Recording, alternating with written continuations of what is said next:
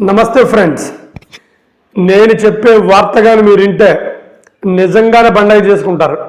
ముఖ్యంగా ప్రభాస్ గారి అభిమానులు, ఎన్టీఆర్ గారి అభిమానులు. ఎందుకంటే వీళ్ళిద్దరూ కలిసి ఒక పాన్ వరల్డ్ సినిమా దాంట్లో నటించనున్నారు. పాన్ వరల్డ్ సినిమా అంటున్నారు.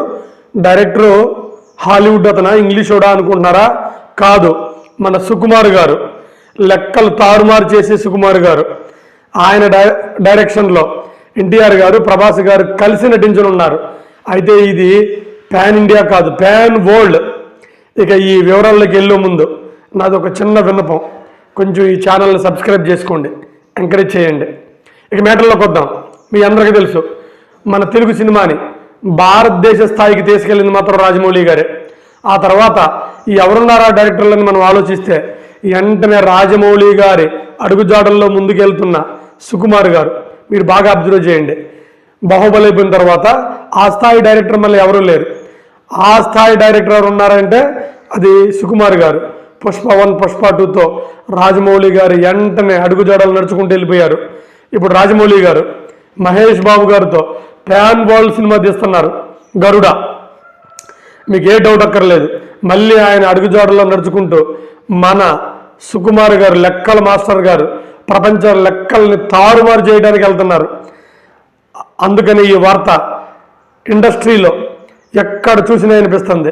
ప్రభాస్ గారిని, ఎన్టీఆర్ గారిని పెట్టి ఒక హాలీవుడ్ని, ఒక ఇంగ్లీష్ వాడిని విలన్గా పెట్టి సినిమా తీస్తున్నారంట. ఇది నిజంగా కానీ, ఇది నిజమో అబద్ధం నా వాటికైతే తెలియదు, కానీ వార్త విన్నాను, చదివాను. ఇదే కానీ నిజమైతే మళ్ళీ రాజమౌళి గారి స్థాయిని అందుకునే అవసరమైతే మించే డైరెక్టర్ మన సుకుమార్ గారు. మీకు ఏ డౌట్ అక్కర్లేదు.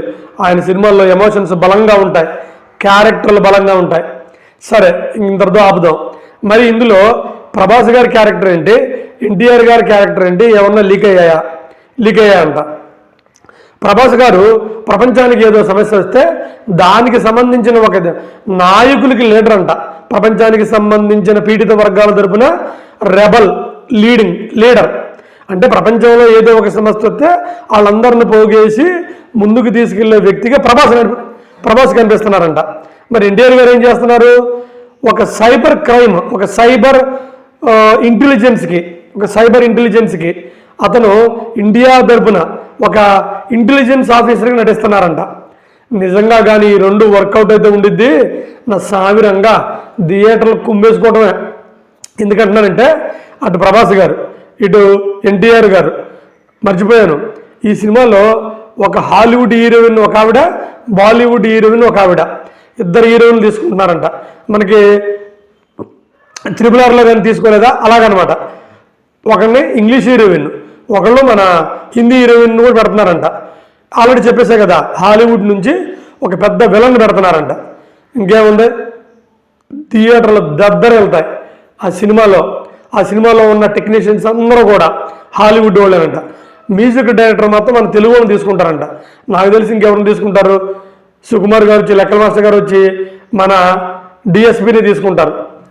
ఏమైనప్పటికీ ఈ సినిమా కానీ పట్టాలు కానీ ఎక్కితే, మళ్ళీ చెబుతున్నా, రాజమౌళి గారు తర్వాత మహేష్ బాబు గారు చేస్తున్న సినిమా తర్వాత మళ్ళీ అదే స్థాయి సినిమా అయింది ఇది. నాకు తెలిసి రాజమౌళి గారు, సుకుమార్ గారు కలిసి మళ్ళీ మన తెలుగు సినిమాని ప్రపంచ స్థాయికి తీసుకెళ్తారు. మీకు ఏ డౌట్ అక్కర్లేదు. అభిమానులందరూ, మన తెలుగు వాళ్ళందరూ, భారతదేశం వాళ్ళందరూ గర్వంగా చెప్పుకునే సినిమా ఇది. నాకు నమ్మకం ఉంది, ఒక తెలుగు ఆడియన్స్గా.